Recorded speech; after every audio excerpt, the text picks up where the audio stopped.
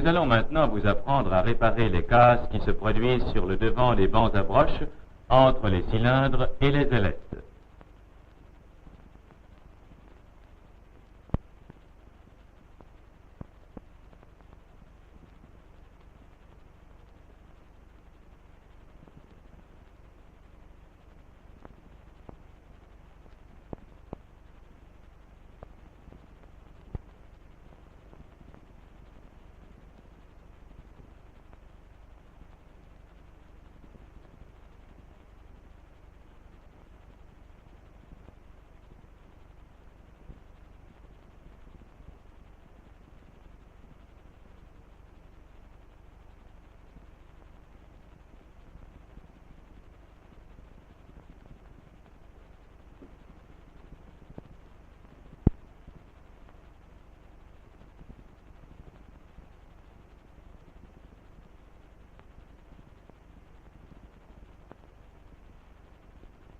Quand la mèche vient à casser, aussitôt et d'aussi loin que vous vous en apercevrez, arrêtez la machine.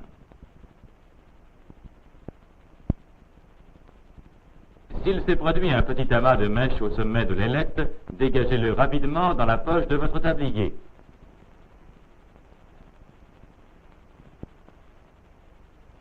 Ainsi que la mèche qui s'est massée sur les cylindres étireurs. Regardons maintenant comment la mèche est alors disposée sur la bobine.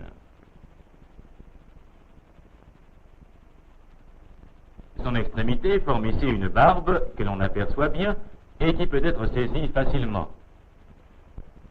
Ce qu'il faut faire, c'est raccorder cette mèche à l'autre extrémité qui sort des cylindres étireurs.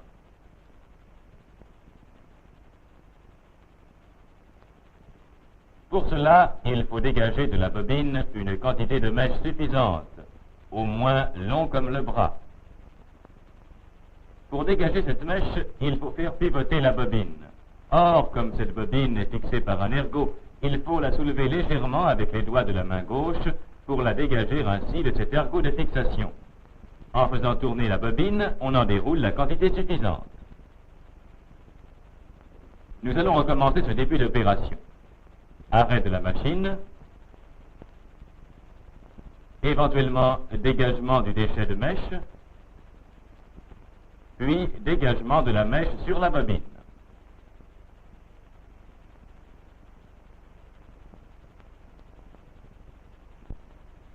Il va falloir maintenant passer la mèche dans la branche creuse de l'ailette, puis dans l'œilleton.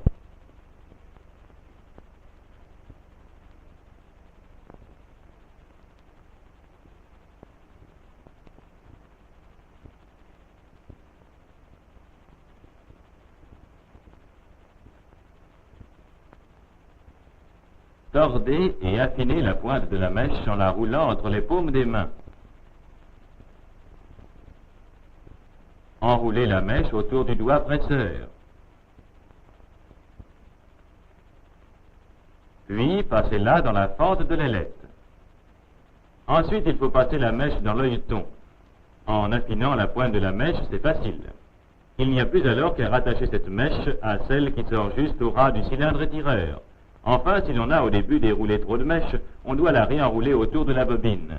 Pour cela, on la soulève et on la fait pivoter jusqu'à ce que la mèche soit tendue et on laisse retomber le bobinot dans son ergot.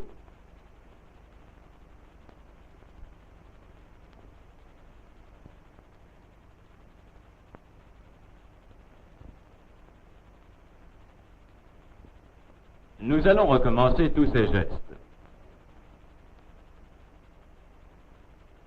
Remarquez bien dès le début que, après avoir arrêté la machine et commencé la réparation, l'ouvrière donne de petits mouvements au levier de mise en marche pour faire venir le doigt presseur sur le devant, car il ne s'arrête pas forcément chaque fois dans cette position.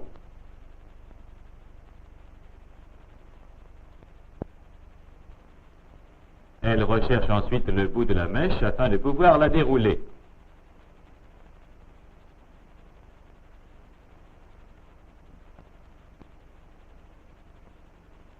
Elle l'affine et la tord.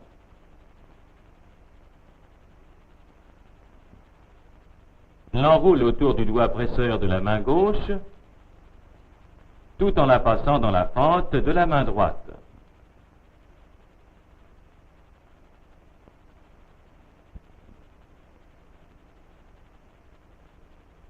Puis en œilleton, et enfin au cylindre pour la rattache. Enfin, un réenroulement autour de la bobine de l'excédent de mèche. Puis remise en marche.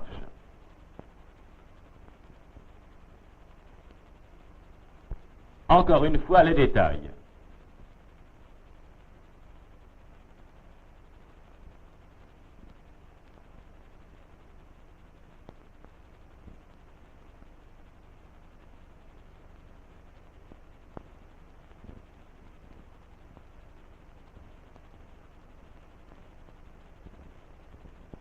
Et l'opération complète.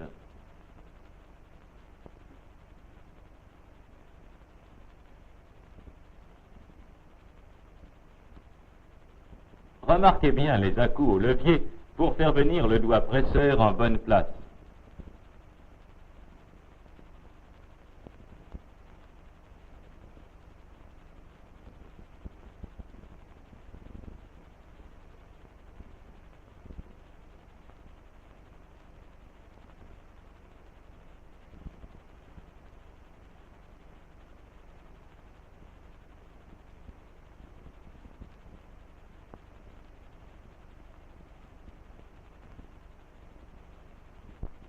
Au banc fin, l'opération est la même dans son ensemble.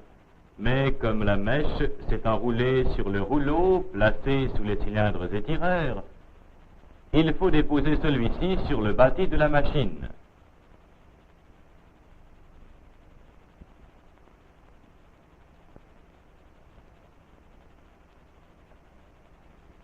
Puis réparer comme au banc en gros.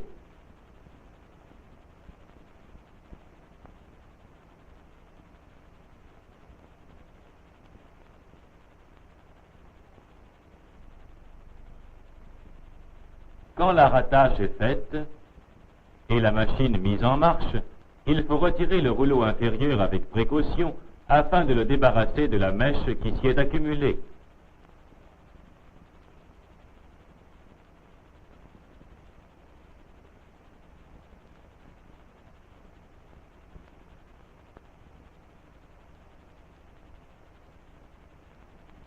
Recommençons une dernière fois.